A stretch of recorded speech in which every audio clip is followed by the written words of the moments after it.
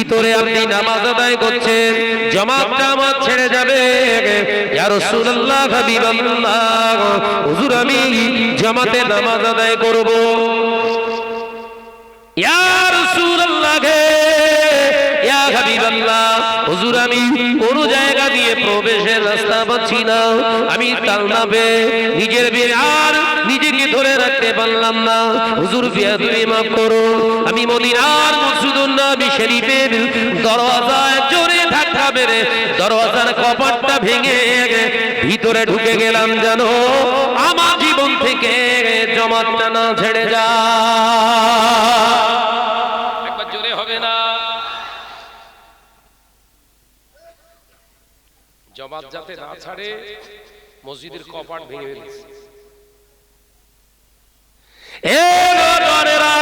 যুবকেরা, ছেলেরা, বাচ্চারা, পর্দানশীনা মা ও বোনেরা, আল্লাহ নবী দো জাহানের বাদশাহ হাবিবুল্লাহকে, নবী জনাবে মুহাম্মদুর রাসূলুল্লাহকে সকলে পড়ি আরো একবার সাল্লাল্লাহু আলাইহি ওয়াসাল্লাম।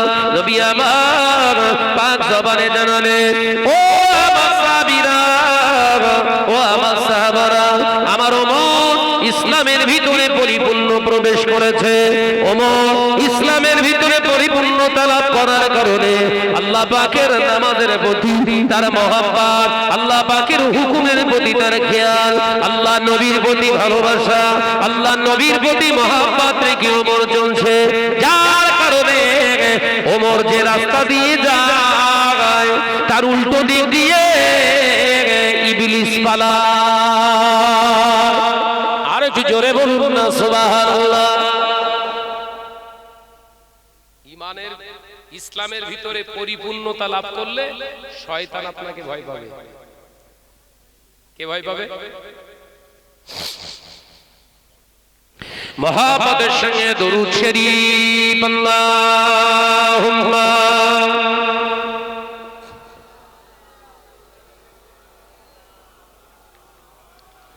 বড় বাবা, বড় মহাব্বতের সঙ্গে ওয়া আলা আলি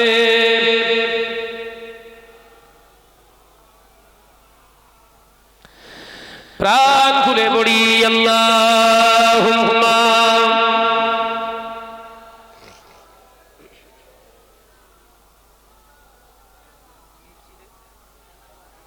ওয়া আলা আলি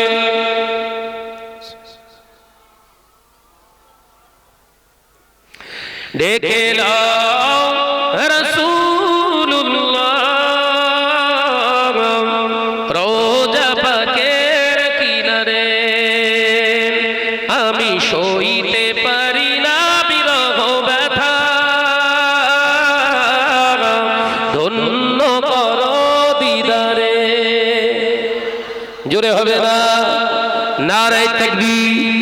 ডেকে নাও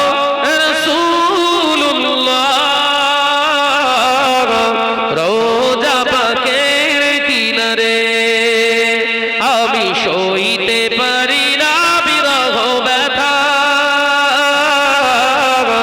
ধন্য করো দিদারে। আল্লাহুম্মা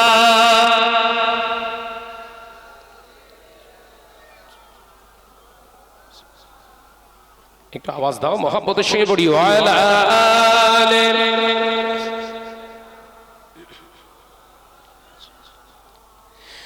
নূরে উজ্জ্বল চেহারা তোমার দেখে মন যে ভরে যায়। জোরে বললেন না? জোরে হবে না? তোমার ওই গুম্বাদে খাজরা দেখে ঈমানও বেড়ে যায়। জোরে হবে না? ডেকে নাও রাসূলুল্লাহ রোজা পাকের কিনারে, আমি সইতে পারি না বিরহ ব্যথা, ধন্য করো দিদারে। আল্লাহুম্মা পড়ো বাবা, পড়ো মহব্বতের সঙ্গে ওয়া আলা আলি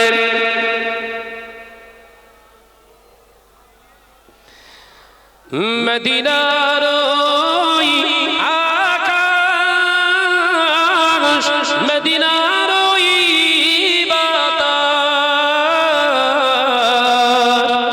মদিনার ওই আকাশ মদিনার ওই বাতাস মদিনার ওই জবালে উহুদ তোমাকে ও সালাম জানা একবার জোরে হবে না ডেকে লও রাসূলুল্লাহ রোজা পাকের কিনারে আমি সইতে পারি না বিরহ ব্যথা ধন্য করো দিদারে আল্লাহুম্মা সাল্লি আলা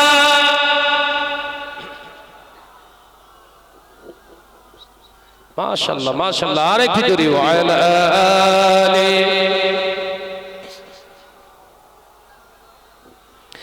ও জনেরা মুরব্বিয়ান গনেরা আমি আপনাদের বোঝাতে চেয়েছিলাম আল্লাহ নবী জানালেন কালেমা পড়লে জান্নাতে যাবে কলেমা পড়লে জান্নাতে যাবে এ জনেরা আল্লাহ নবী সাহাবী ফারুক আযম ওমর রাদিয়াল্লাহু তাআলা আনহু কলেমা পড়েছিলেন কলেমার মর্যাদা রেখেছিলেন কলেমা শুধু পড়লে হবে না কলেমা হলো পাক আমার আল্লাহ হলো পাক আল্লাহর কালাম হলো পাক জান্নাতটাও হলো পাক জান্নাতি হতে গেলে আমাকে আপনাকে সমস্ত খারাপিয়াত থেকে পাক হয়ে থাকতে হবে তবে আল্লাহ পাক খুশি হয়ে আমার আপনার নসিবে জান্নাত করে দেবে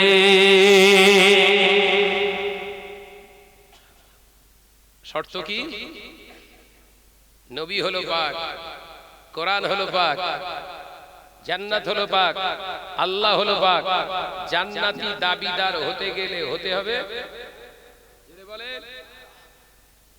নাপাকের কোনো স্থান নেই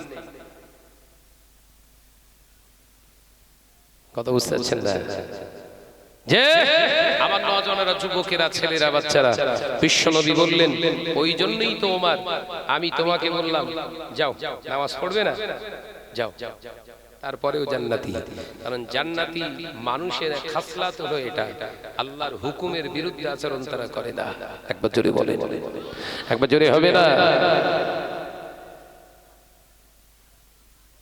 ও নওজওয়ান যুবকেরা ছেলেরা বাচ্চারা পর্দানশীলা মা বোনেরা আল্লাহ নবী কলেজার জালি কদর সাহাবী ফারুক আযম ওমর রাদিয়াল্লাহু তাআলা আনহু কতটা দৃঢ়তার সঙ্গে জীবন যাপন করতে মদিনার মসজিদুন নবী শরীফে আল্লাহ নবী সাহাবা কেরামদের নিয়ে বসে আছে এমন সময় দেখতে পাওয়া যায় আল্লাহ নবীর সাহাবী একজন এসে রাসূলুল্লাহকে সালাম দিলেন ডুকরে কেঁদে ফেললেন আসসালামু আলাইকা ইয়া রাসূলুল্লাহ হাবিবাল্লাহ হুজুর আমার আব্বা জান ইন্তেকাল করেছে আমার আব্বা জান উবাই ইবনে সুলুল ইন্তেকাল হয়ে গিয়েছে ইয়া রাসূলুল্লাহ ইয়া হাবিবাল্লাহ আপনার হাতে হাত দিয়ে কলেমা পড়নেওয়ালা মানুষ আপনি কি আমার আব্বা জানের জানাজায় আপনি যাবেন না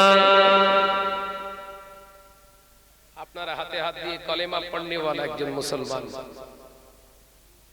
আমার আব্বা উবাই ইবনে সুলুল ইন্তেকাল হয়ে গেছে হুজুর বিশ্বনবী বললেন ইন্না লিল্লাহি ওয়া ইন্না ইলাইহি রাজিউন বিশ্বনবী বললেন ইনশাআল্লাহ তোমার আব্বা তো ইন্তেকাল করেছে আমি তো অবশ্যই চেষ্টা করব যাবার ব্যাস কথাটা বলা শেষ হতে না হতে ফারুক আযম ওমর রাদিয়াল্লাহু তাআলা উঠে দাঁড়িয়েছে ভালো করে বোঝেন আল্লাহ নবী সাহাবী ফারুক আযম ওমর রাদিয়াল্লাহু তাআলা উঠে দাঁড়ালেন ইয়া রাসূলুল্লাহ ইয়া হাবিবাল্লাহ হুজুর ওই উবাইয়ের জানাজায় আমি ওমর আপনাকে যেতে দেব না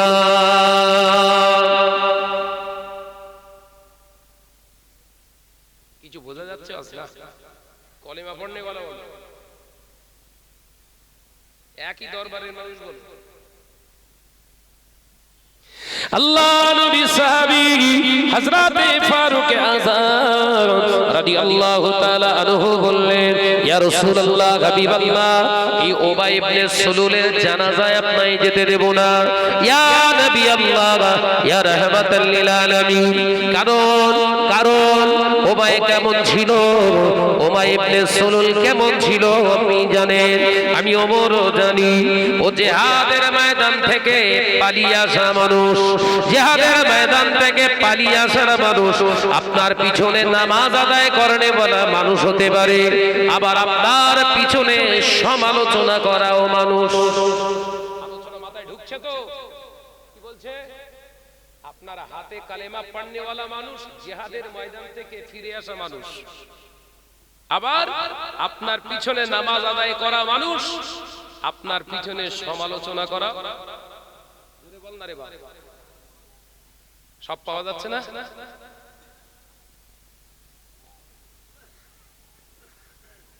ও নওজওয়ানেরা যুবকেরা ছেলেরা বাচ্চারা পর্দানা শিনা মা ও বোনেরা আল্লাহ নবী জলিল কদর সাহাবী ফারুক আযম হযরতে ওমর রাদিয়াল্লাহু তাআলা আনহু বললেন ইয়া রাসূলুল্লাহ হাবিবাল্লাহ হুজুর ওই ওমর ইবনে আপনার উবাই ইবনে সুলুলের জানাজায় আমি যেতে দেব না হুজুর আপনি যদি যেতে চান আমি ওমর আমার বডির উপর দিয়ে যেতে হবে আমি বেঁচে থাকা অবস্থায় উবাই ইবনে সুলুলের জানাজায় আপনাকে যেতে দেব না এ নওজওয়ানেরা যুবকেরা ছেলেরা বাচ্চারা পর্দানা শিনা মা ও বোনেরা আল্লাহ নবী দয়ার নবী রাহমাতাল লিল আলামিন হুজুর সুবহান ওই সময় বলেছিলেন মনে মনে একটি কথা আল্লাহ নবী মনে মনে এই কথা চিন্তা করলেন ওমর তুমি শতবার বাধা দেওয়ার পরেও তুমি শত চেষ্টা করেও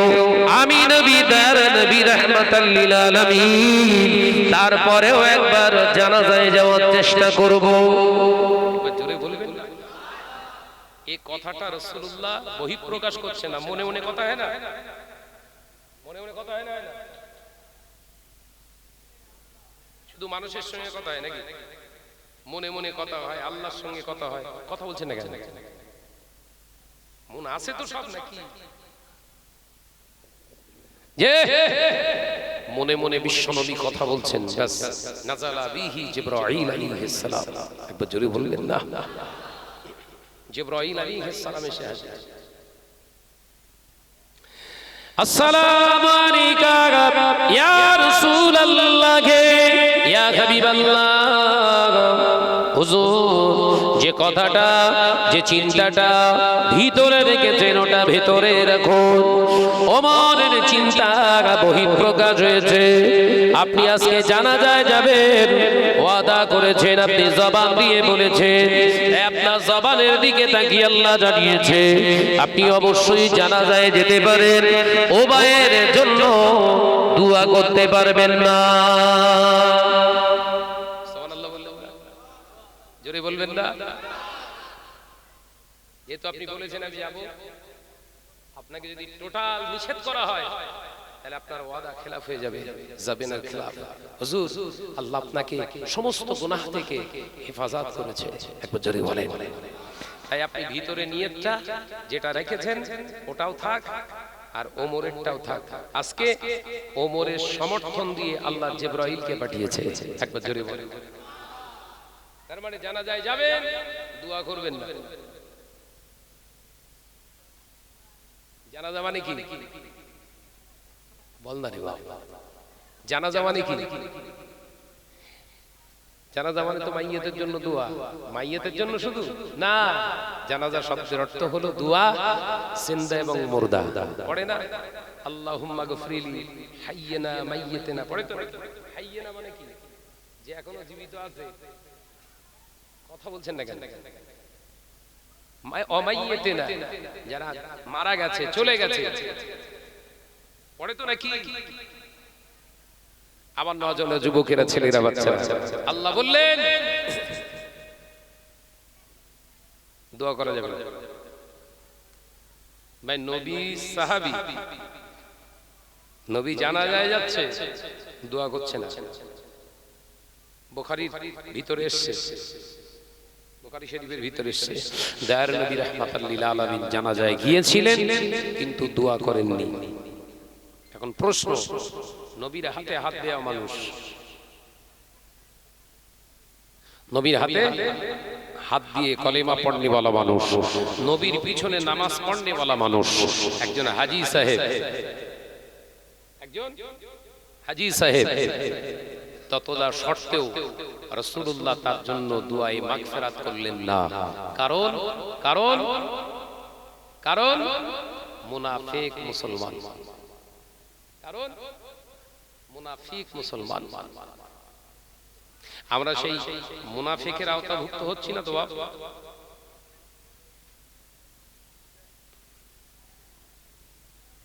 আমরা সেই মুনাফিকের আওতাভুক্ত হয়ে যাচ্ছি না তো? এই লিয়াকত ভাই ঘোরাঘুরি করছে কেন? লিয়াকত ভাই এখানে ঘোরাঘুরি করছে কেন? ও নওজোয়ানেরা, যুবকেরা, ছেলেরা, বাচ্চারা, পর্দারা সিনা মা ও বোনেরা, আল্লাহ নবী পাক জবানে জানিয়ে দিলেন আয়াতুন নিফাকুস সালাসা, মুনাফিক যারা হয় আমি নবী জানিয়ে দিলাম তাদের ভিতরে তিনটি আলামত দেখতে পাওয়া যায়, তাদের ভিতরে তিনটি আলামত দেখতে পাওয়া যায়। এক নাম্বার আল্লাহ নবী জানিয়ে দিলেন ইজা হাদাসা কাযিবা, তারা তখন কথা বলবে তাদের কথার ভিতরে মিথ্যা পাওয়া যাবে। ও নওজোয়ানেরা, যুবকেরা, ছেলেরা, বাচ্চারা, উবাই ইবনে সুলুল কথা বলতো, কথার ভিতরে মিথ্যা থাকতো। কেমন মিথ্যা? উবাই ইবনে সুলুল রাসূল পাক সাল্লাল্লাহু আলাইহি ওয়াসাল্লাম যখন জিহাদের ময়দানে ডাক দিতেন, আল্লাহ নবী জিহাদে যাবার জন্য ডাক দিতেন, উবাই সর্বপ্রথম হাত উঠিয়ে বলতেন আমরা জিহাদের ময়দানে যাব, ইসলামের জন্য লড়ব, কলেমার জন্য লড়ব, আল্লাহ রাসূলের জন্য লড়ব, দ্বীনের জন্য লড়ব, জীবন চলে যাবে তাও আমরা পিছপা হব না। এই বলে উদ্যক্ত করতেন সবাইকে। উদ্যত করার পরেও পরে যে দেখা যেত সবাই জিহাদের ময়দানে আছে, উবাই ইবনে সুলুল নাই। কথা বুঝাচ্ছেন না? তিনি বলতেন আমরা জিহাদের ময়দানে যাব, কোরআন বাঁচানোর জন্য যাব, দ্বীন বাঁচানোর জন্য যাব, নবী বাঁচানোর জন্য যাব, ইসলাম বাঁচানোর জন্য যাব। জিহাদের ময়দানে রাসূলুল্লাহ সাহাবীরা সবাই হাজির হয়েছে। খুঁজে দেখা যেত উবাই ইবনে সুলুল আপনার সঙ্গ ভঙ্গ নেই। মুনাফিকের আচরণ বুঝতে পারছেন তো নাকি? কথা বলছেন না কেন? বিশ্বনবী বললেন মুনাফিকের নাম্বার 1 আলামত ইজা হাদাসা কাযিবা। বিশ্বনবী বললেন কথা বললে মিথ্যা বলে। দ্বিতীয় নাম্বার, সে যখন ওয়াদা করে ওয়াদা খেলাফ করে। এরকম সব আছে না? নাই? ওয়াদা করলে ওয়াদা খেলাফ করে। তৃতীয় নম্বর, আমানতের মাল আত্মসাৎ করে, খিয়ানত করে। আমানত মানে এইটা একটু ভালো করে বুঝলেন। আপনি আমার কাছে 50 টাকা দিয়ে বললেন ভাইজান এটা রেখে দেন, আমার প্রয়োজনে যখন চাইবো আমি আপনার কাছ থেকে নেব। আমি আপনার 50 টাকা ঝেড়ে দিয়েছি, এটা হচ্ছে আমানতের খেয়ানত। এখন আপনি বিশ্বাস করে আমাকে একটা কথা বললেন, শাহনাজ ভাই জানেন আমার এই সমস্যাগুলো এরকম ব্যাপার। আপনাকে বিশ্বাস করে বললাম, আপনি আমার কাছ থেকে অনুমোদন না নিয়ে, অনুমতি না নিয়ে তৃতীয় জনকে বলাটা আমানতের খেয়ানত। কথা বুঝতে পারছেন তো নাকি? আমানতের খেয়ানত দুটো হলো।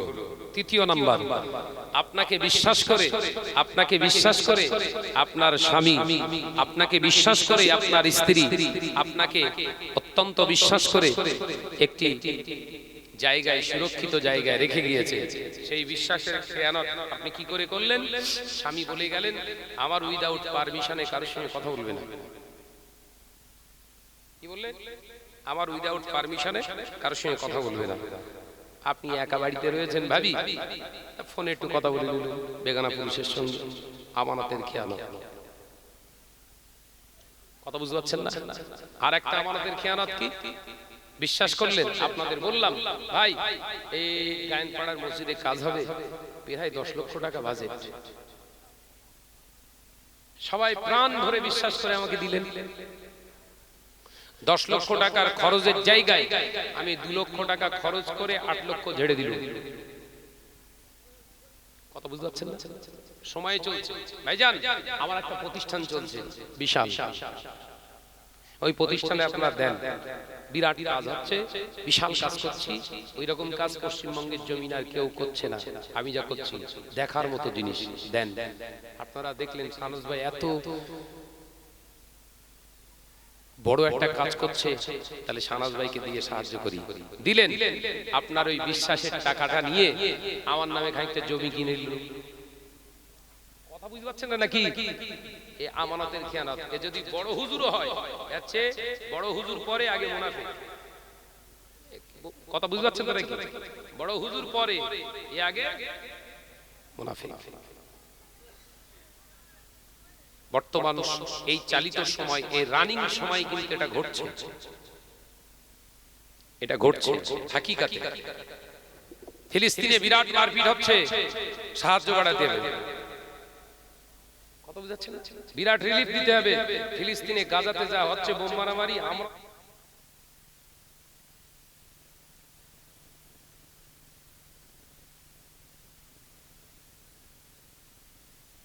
10 খানা মিসাইলের দাম হয়ে গেছে।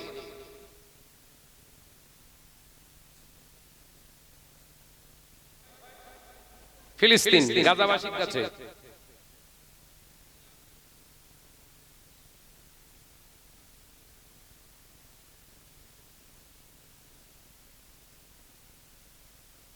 আমাদের কেন সমাজে হচ্ছে না? মসজিদের ডিব্বা চলো সামনে দিয়ে চলে তো নাকি?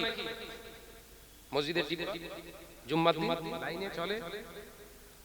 এখন এই ক্যাশিয়ারের কাছে টাকা জুম্মার দিন গুনে দেখা যাচ্ছে 2400 টাকা দিয়ে দিল। ওর ভেতরে নতুন 1000 টাকার নোট বেরিয়েছে, দুটো এসছে। ভালো করে বুঝেলেন, দুটো নতুন 1000 টাকা, দুটো লোড একজন দান করেছে।